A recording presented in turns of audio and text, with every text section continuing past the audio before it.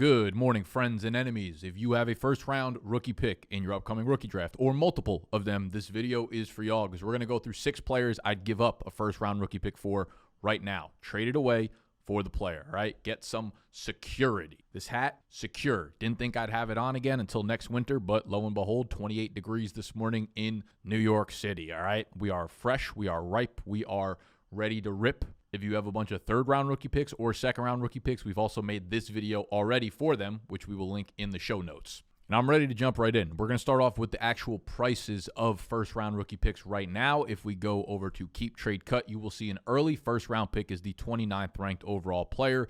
The 2 players above the early first is JSN, Marvin Harrison. The 2 players below, Ladd McConkey and Jordan Love. Now, an early first, for the most part, kind of predicates the 101 to 104 area, and you can get a better glimpse of or feel for what that actually is based on the rookies that are above and below. A mid-first-round pick is the 51st overall player, and a late first-round pick is the 71st overall player. So at the very top of this list, I want to talk about someone who is very close to the early first-round pick. Again, the early first is the 29th player off the board. The 30th player is Ladd McConkey. And to be honest with you, I cannot think of a better trade target in Dynasty right now because the price that you pay for him is infatuating to owners, right? You're going to have to give up an early first for Ladd McConkey. That's a no-brainer to me. It won't have to be the 101. In my opinion, when you look at the rest of the rankings, Ashton Jeanty is all the way up at 18, all right? So that is where the actual 101 is. So this early first is probably the 102, 103, 104. So what I would suggest y'all doing, if you have the 104, I would go out and offer that immediately for Ladd McConkey. There's a really good chance that gets turned down, and I think that's okay. I would be willing to pay a higher price for that. When I think about Ladd McConkey and when I think about where he would be in this draft class, I think the price is exactly correct. Knowing what you know now about Ladd McConkey, the situation he's in, the production he's had, the quarterback he's tied to, and the offense he is tied to, how can you reasonably make a prediction right now that anyone would have a better claim to the 102 than Ladd McConkey? Like, if you threw him into your rookie drafts, if he was somehow a free agent in your Dynasty League, Ashton Jeanty went off the board 101, and he was available, I don't think you can make a good argument that anybody should go above him. Of course, you know, there are extreme situations. If Omarion Hampton ends up going to Chicago 10 overall, Dallas 12 overall, Denver's a great landing spot first round. If he gets really early capital to a really good landing spot, which is far from guaranteed, then I think you can make the argument. But even then, if you look back and you gave up the 102 for Ladd McConkey, and one of those things happen, you say, fuck, I missed out on Omarion Hampton. It's not like you got nothing. You got Ladd McConkey tied to Justin Herbert for the rest of his career. It is hilarious. There is nothing that Dynasty players hate more than a sure thing. They love upside, hypothetical, theoretical rookie picks, but they hate the stuff that they know, and that is Ladd McConkey. When you look at what he did as a rookie, it's one of the all-time best statistical rookie seasons in NFL history. 82 catches, 1,149 receiving yards, 7 touchdowns. That is the 10th most receiving yards all-time by a rookie after 1960, and he played 16 games, not the full 17. And that does not include the playoff game where he had 14 targets, 9 catches, 197 yards, and a touchdown. Again, he's attached to an ascending offense, extremely stable quarterback situation, regardless of how you feel about Herbert.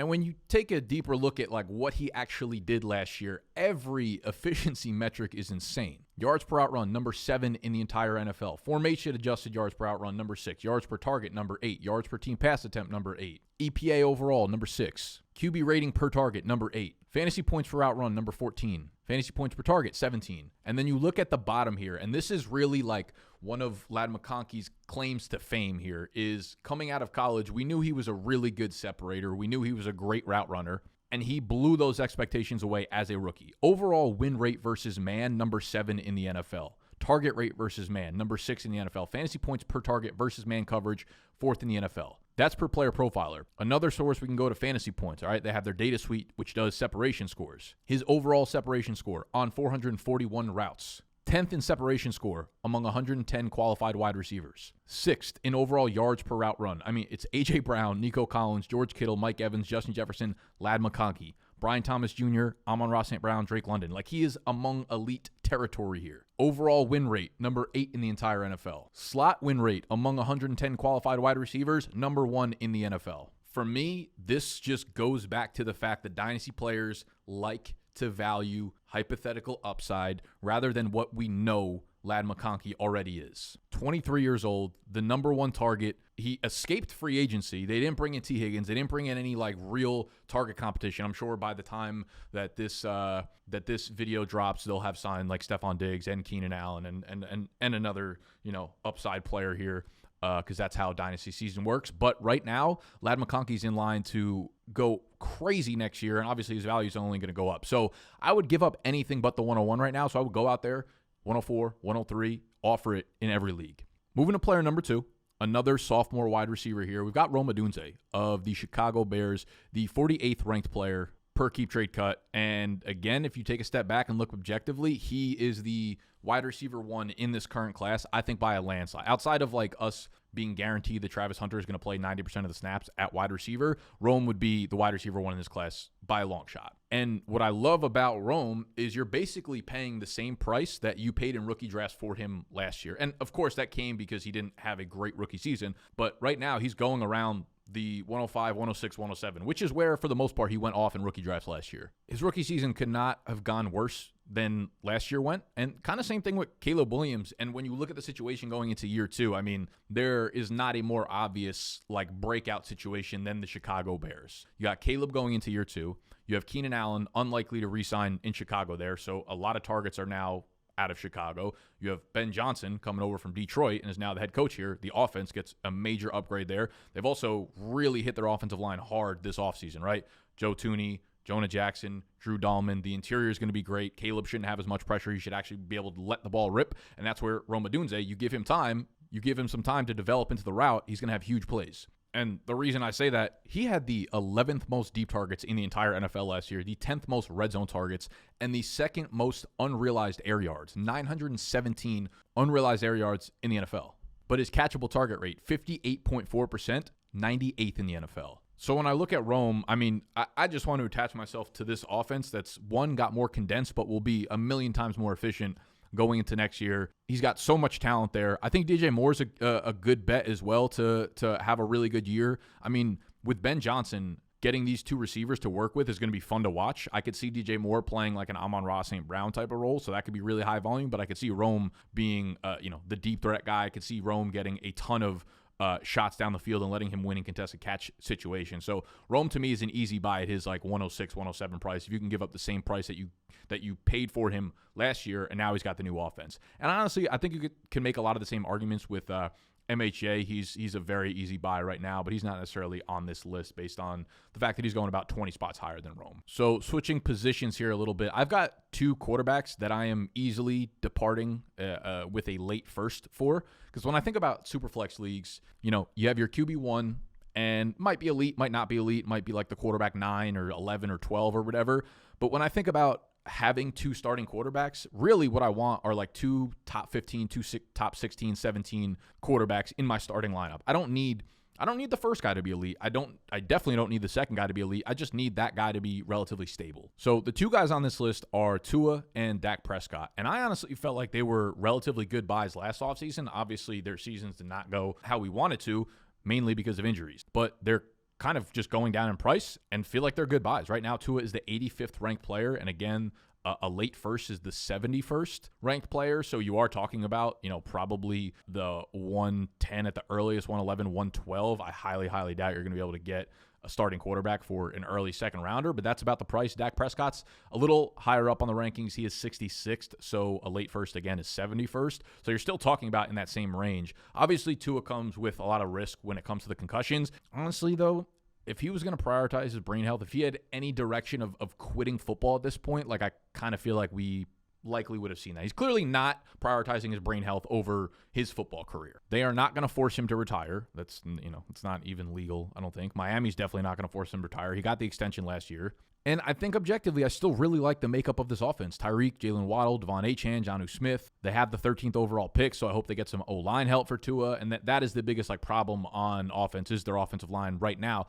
But at the end of the day, I still think when Tua's on the field, if he's not missing time, if he's healthy, you're getting a back-end quarterback 1. And that's the same thing with Dak. I think Dak's been even more consistent. When he's healthy, he's a top 10 fantasy quarterback at worst. Because here's the thing. If you need quarterback help and you have like the 1-9, 110, 111, you're not getting the quarterback in this class. Yeah, there's a world where Shador drops to the 1-9 in your league. Maybe there's a world where a third quarterback ends up getting drafted in the first round, and then you can get him at the 1-9, 110.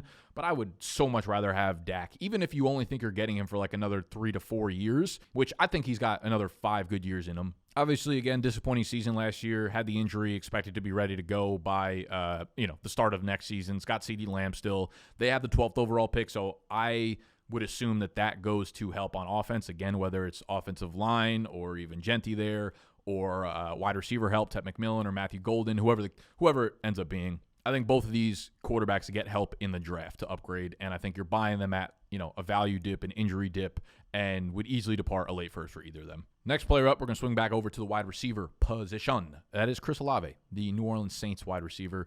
Currently ranked 76th overall. Again, the price of a late first is 71st. And I get it. Everything about last year, if you drafted Olave early, you've got a sour taste in your mouth. But he's a 1,000-yard receiver year in and year out. And just imagine he had a quarterback. Like, I am buying the concussion dip, hopefully. Like, if you're saying I can have Chris Olave or I can have Colston Loveland or Dylan Sampson or Cam Scatabo, the decision to me is easy as shit. Last year was a disaster. A lot of it had to do, with his injuries, his concussion, and then quarterback injuries and having a carousel of quarterbacks coming in. But in the games outside of where he got hurt and left after like 3 snaps, I mean, he was relatively good. He had the week 1 that was an absolute dud, and that's where everyone kind of started spiraling. But after that, it was 13 points, 20.6, 17, a stinker of 3, 19. So more often than not, 4 out of the 6 games, he was performing really well. And it realistically doesn't need to be debated that he's a good or bad wide receiver. We know Chris Olave is a really, really good wide receiver. We don't know what his actual ceiling is. He might just be in that Terry, DJ Moore mold where we're kind of waiting for a good quarterback forever. Garrett Wilson. But you can also just pay that late first, early second price for Olave and just kind of enjoy the 1,106 touchdowns a year for him rather than trying to, again, gamble on a rookie. So Olave's a dude that I would pay a late first for right now easily. And I'm trying to think of like tight ends that I would like to attack in this video. And really what it came down to, the only tight end I thought fit this criteria well was TJ Hawkinson. And I do think this has to be a tight end premium. I think anytime you're trading for a tight end, it pretty much has to be a tight end premium because a lot of the times you're able to get relatively solid tight ends in the second round of your rookie drafts, whether it was, Trey McBride or the Tucker Crafts or any of those guys. I feel like throwing darts at a few of those guys ends up being okay. But when I look at the tight end landscape, it's like you have, the older guys who are clearly like a year or 2 off from just being done, and you're not going to be able to get a first for them, or it's not worth giving up a first for these guys. You're talking about the Travis Kelce, and like maybe you want to make the argument for George Kittle. I think at this age, he's going to be 32 soon. You're probably not giving up a first for him despite his, elite production. But then you have the younger guys like Brock Bowers, Trey McBride, who, you're not going to get unless you're giving up an insane price for them. So when I look at Hawkinson, he is the 72nd ranked player overall. Again, late first is 71st. So Hawkinson's kind of like the only guy I feel like fits into that middle tier between Bowers and McBride and the Kelce's and Kittles of the world. Obviously, Kittle's, at this point, a much higher tier above Kelce. He's on his way out.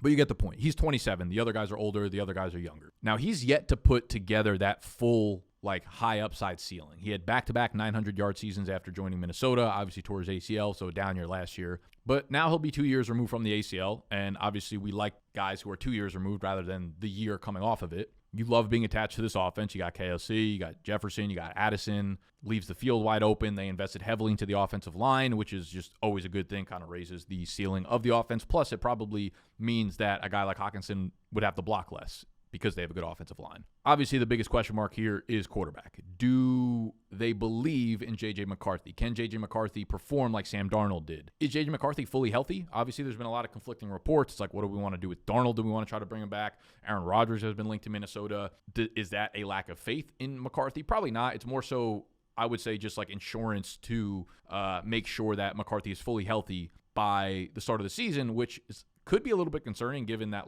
he's had enough time to recover. But all that to say, the biggest question mark is obviously the quarterback position. Will they ask him to throw a bunch? And if not, how can we expect consistency out of any pass catcher, at least from a volume perspective? Because you don't necessarily need a ton of 12 to 13 to 14 target games if you're Jefferson or Addison, because you could just take one of them to the cribbo, call it a day, score your 17 fantasy points. Hawkinson, any tight end, is really not like that outside of probably Bowers, where you're not making massive plays. You probably need 7, 8, 9 targets to really like get your nut off there. But tight end premium obviously helps you there. So when I think about Hockenson, there is a breaking point here where like I would not purely move a mid first for him, because if I have, you know, the 105, 106, 107, I would probably rather just take Tyler Warren straight up and kind of replenish my room, get him 5, 6 years younger, a guy that I think is just as good as Hockenson and could have a higher ceiling. But if you're able to move the 111, 112 and really just secure the longevity of your tight end spot in a tight end premium league, I'm about that for Hockenson, because I think he's perfectly in that mold where like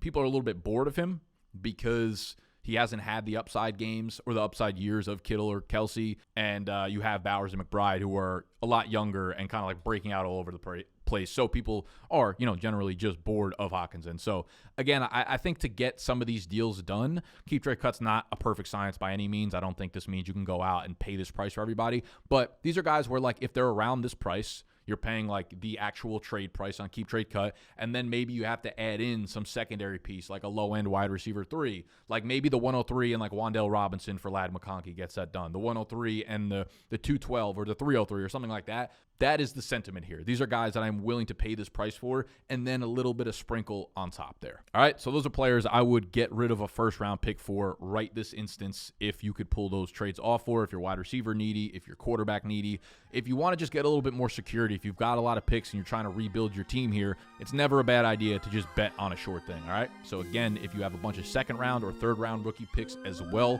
we will link those videos down below. We already went through those players that I'd give those picks up for. So if you enjoyed the video, make sure you hit the button that looks like this. Subscribe to the channel if you are new. We'll be putting out Dynasty videos 3, 4, 5 times per week leading up until the summer. All right, that's it. I love y'all.